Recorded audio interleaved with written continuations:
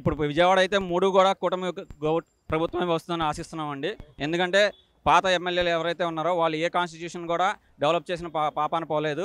Even వాళ్ళు గెలిచాక వాళ్ళ కాన్స్టిట్యూషన్కి వచ్చింది కూడా లేదు, కనబడింది లేదు. అభివృద్ధి అన్నది జరగలేదు. అభివృద్ధి శూన్యం సార్. మాలాగా చదువుకున్న వాళ్ళు చాలామంది నిరుద్యోగంతో బయటే ఉన్నారు. ఎవరికి ఉద్యోగాలు లేవు.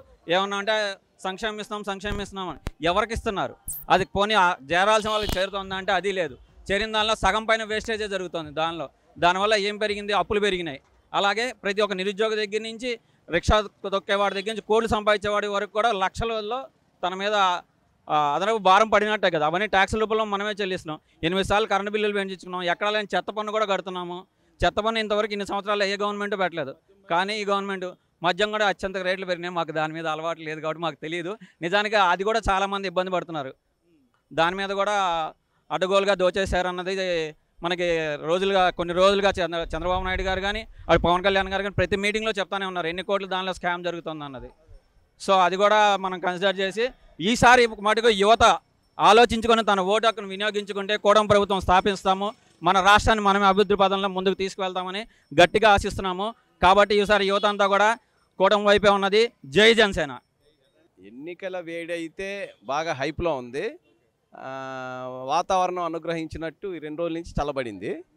ఎనీహో దేవుడి దయ వల్ల రేపు ఎలక్షన్ టైంలో కూడా ఇలా కొద్దిగా చల్లబడితే పర్సంటేజ్ ఆఫ్ ఓటింగ్ పెరిగిద్దని, ఇప్పటికే విజయ అవకాశాలు ఎన్డీఏ కూటమికి బాగా వేస్తుంది. పర్సంటేజ్ ఆఫ్ ఓటింగ్ పెరిగితే ఇంకా 130-140 దాటిపోద్దని చెప్పి ఈరోజు మోడీ గారు రాకతో ఎన్డీఏ కూటమి ఎక్కడికో వెళ్ళిపోయింది. రైట్. ఇప్పుడు వచ్చేటప్పటికి వారు అనేది ఏంటంటే వారు పెట్టిన సంక్షేమ పథకాలన్నీ కూడా అందరికీ అందినవి. అదేవిధంగా 175 సాధిస్తామని అంటే పొద్దుట నేను ఒక ఈక్వేషన్ విన్నాను. సంక్షేమ పథకాలు ఇస్తూనే అభివృద్ధి చేయటంలో జగన్మోహన్ రెడ్డి విస్మరించాడు. అంటే దాంట్లో సంక్షేమ పథకాల పేరుతో ఎన్నో లక్షల కోట్లు అతను లూటీ చేశాడు. అది రేపు రాబోయే ఎన్డీఏ కూటమిలో సంక్షేమ పథకాలు ఇస్తూ ఆ లూటీ చేయకుండా ఉన్న డబ్బుని అభివృద్ధి పదంలో తీసుకెళ్ళడానికి ఎన్డీఏ కూటమి రెడీగా ఉంది. నెక్స్ట్ ఇప్పుడు వచ్చేటప్పటికి ఇక్కడ డెవలప్మెంట్కి సంబంధించి అయితే కానీ రోడ్లు కానీ ఇవి కానీ అన్నీ కూడా డ్రైనేజ్ వ్యవస్థ కానీ అంతా కూడా నీట్గా చేసామని చెప్పని అంటున్నారు. మరి దానికి ఏం లేదండి, అది 2019 గవర్నమెంట్ వచ్చిన కాడి నుంచి 2023 వరకు రోడ్ల పరిస్థితి ఎలాగున్నాయో మనం అందరం చూసాం. ఈ 2024లో ఎలక్షన్లు వస్తున్నాయని చెప్పి అన్ని రిపేర్లు చేసి, అన్ని డ్రైనేజ్ వ్యవస్థని రిపేర్లు చేసి ప్రజల్ని మళ్ళీ దోచుకోవడానికి రెడీ అవుతున్న జగన్మోహన్ రెడ్డి అనేది అందరూ గ్రహించారు. ఈ బోటకపు పనులు, ఈ బోటకపు మాటలు ప్రజలేమి వినటానికి రెడీగా లేరు. ఎటువంటి పరిస్థితిలో జగన్మోహన్ రెడ్డిని దించడానికి ప్రజలందరూ సిద్ధంగా ఉన్నారు.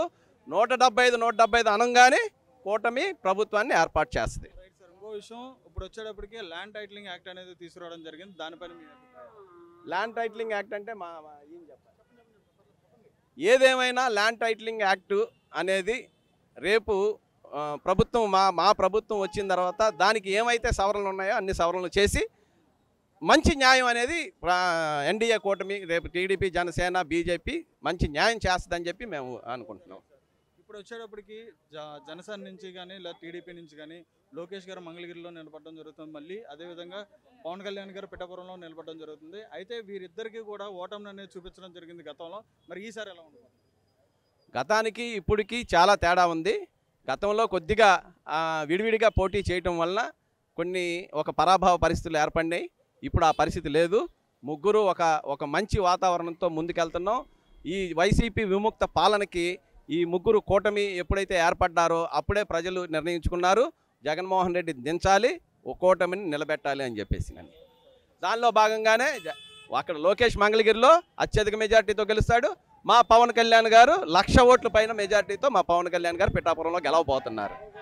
చివరిగా వచ్చేటప్పటికి మద్యపానం మీద అంటే పూర్తి మద్యపానం చేసిన తర్వాత, నిషేధం చేసిన తర్వాత ఓట్లు అడుగుతున్నారు.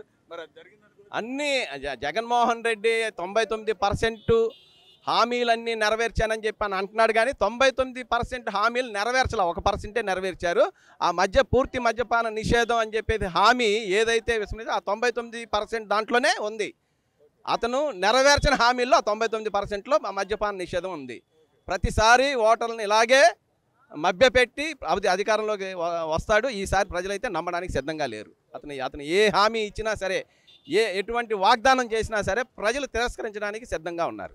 ఇంకో విషయం, జగన్ గారు ఏమంటున్నారంటే చంద్రబాబు నాయుడు గారు ఏదైతే కూటమి ఇస్తున్న హామీలు ఏవైతే ఉన్నాయో, 6 గ్యారెంటీలు ఏవైతే ఉన్నాయో అవన్నీ దానికి బడ్జెట్ చాలా అయిపోతుందని చెప్పని వాళ్ళు చెప్పడం జరుగుతుంది. అంటే నేను అంటుంది అదే. ఇప్పుడు జగన్మోహన్ రెడ్డి పథకాల పేరుతో పథకాలు ఇచ్చి అభివృద్ధిని విస్మరించాడు.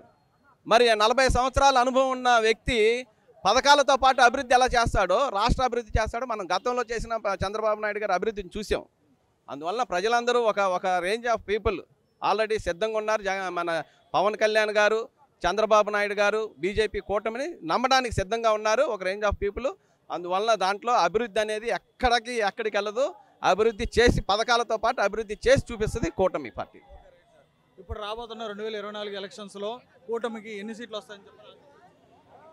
125 నుంచి 130 పైబడి సీట్లు వస్తాయి. ప్రభుత్వాన్ని కూటమి స్థాపిస్తుంది.